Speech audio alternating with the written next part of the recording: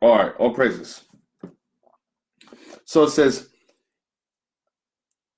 even the mystery which hath been hid from ages and from generations, but now is made manifest to his saints, to whom God would make known what is the riches of the glory of this mystery among the Gentiles, which is Christ in you, the hope of glory.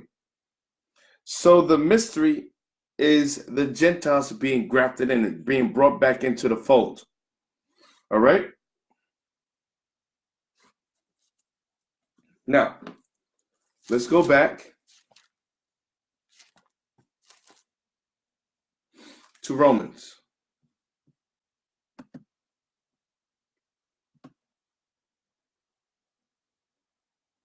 '15, verse 17. We're almost done. Romans 15, verse 17. I have therefore whereof I may glory through Jesus Christ in those things which pertain to God. For I will not dare to speak of any of those things which Christ hath not wrought by me, to make the Gentiles obedient by word and deed, through mighty signs and wonders by the power of the Spirit of God, so that from Jerusalem and round about unto Illyricum I have fully preached the gospel of Christ. Verse 20. Yea, so have I strived to preach the gospel.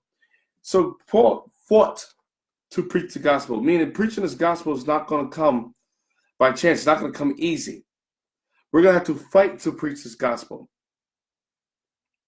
Not where Christ was named, lest I should build upon another man's foundation. So Paul's saying, I preach the gospel not where Christ was named, meaning he went to untouched territory.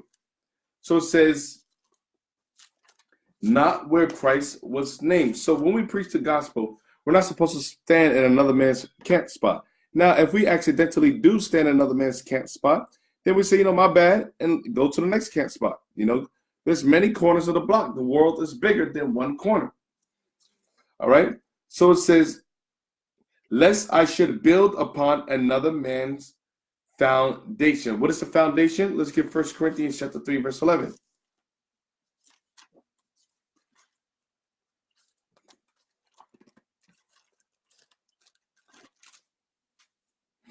For other foundation can no man lay than that is laid, which is Jesus Christ. So our foundation, our infrastructure, our structure, our pillar is Jesus Christ.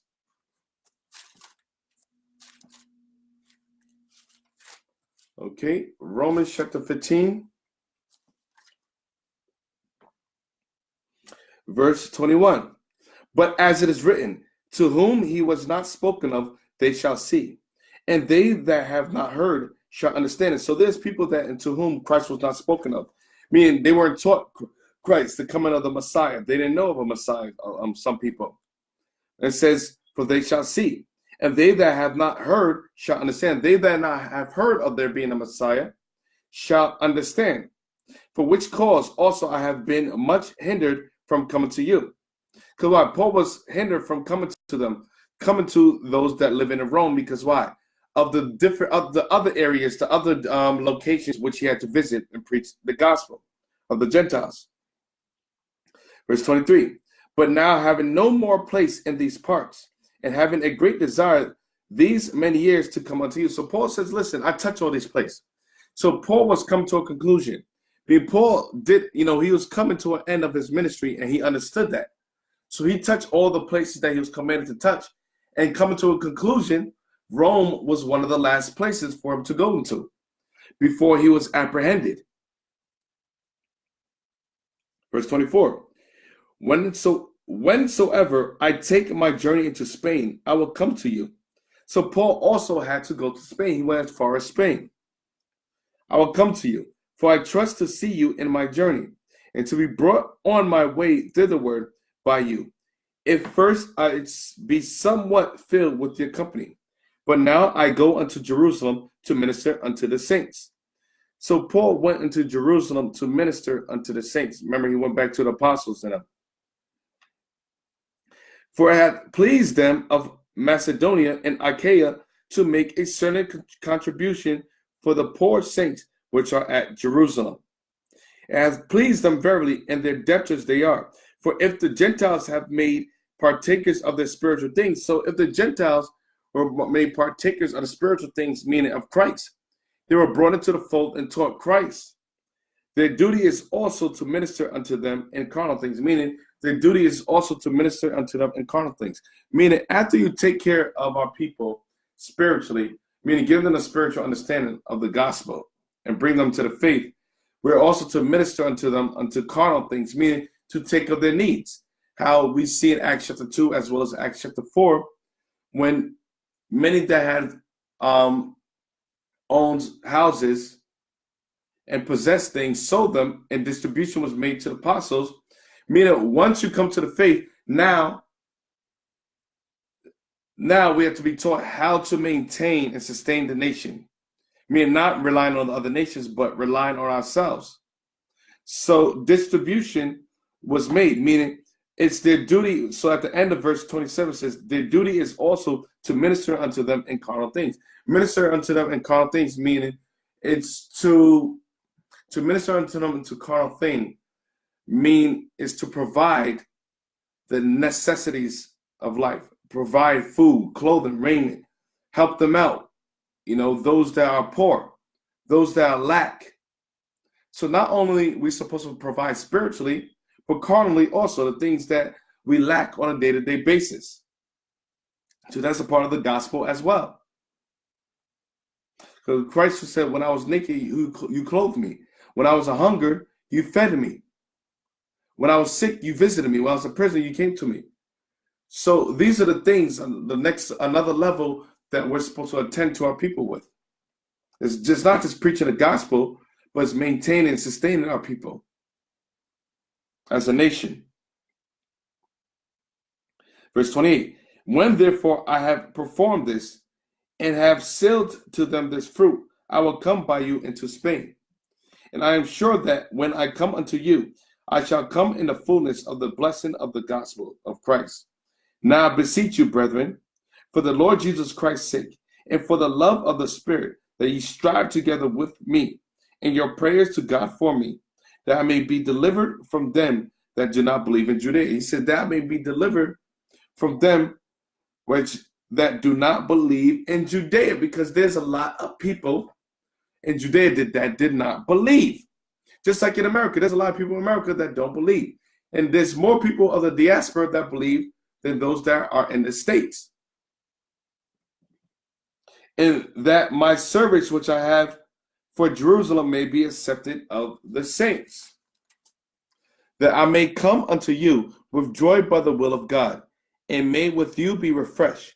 Now the God of peace be with you all.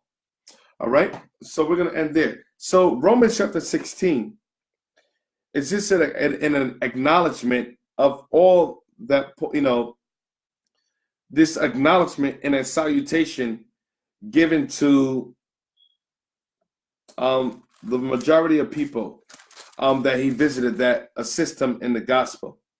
So next week, Romans 16, we're just going to briefly read through.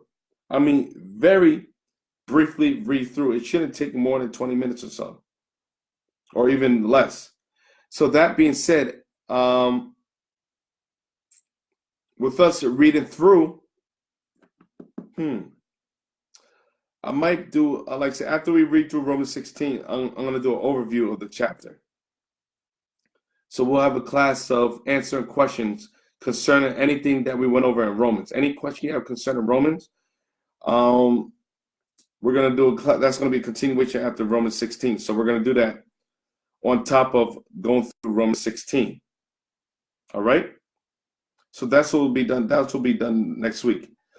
We're going to do Romans 16, read through, and then do a recap of all the chapters. Then we're going to go to Corinthians. And like I said, we're not going to touch every book in Corinthians because some of them you just read through.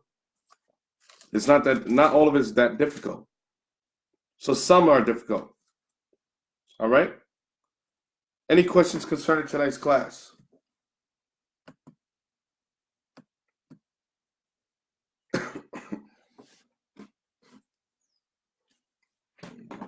And those of you that are attending Atlanta, I hope to see you there.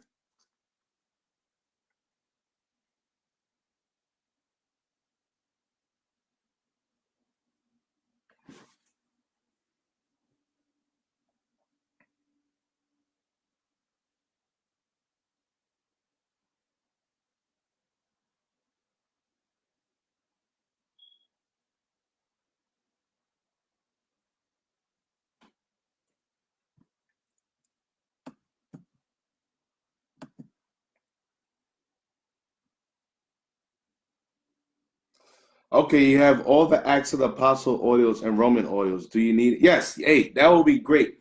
Hey, can you send them to me to my email, joel.israel@israelunite.org, because a lot of people have been asking for those classes and I don't have access to them.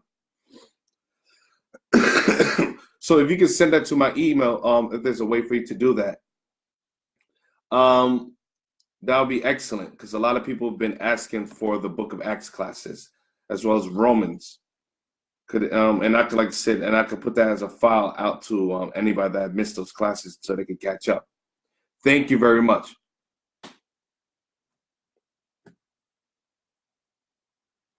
Thank you very much. You in the spirit, brother.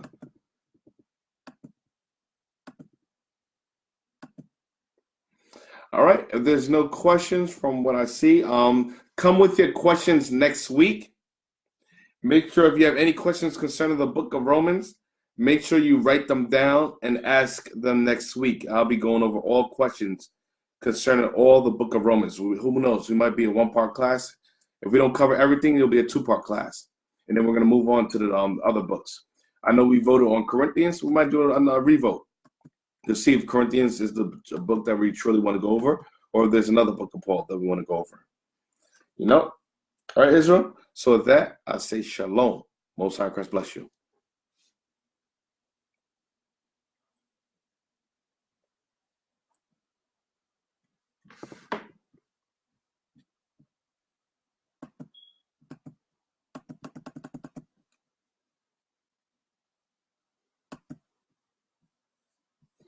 Hmm.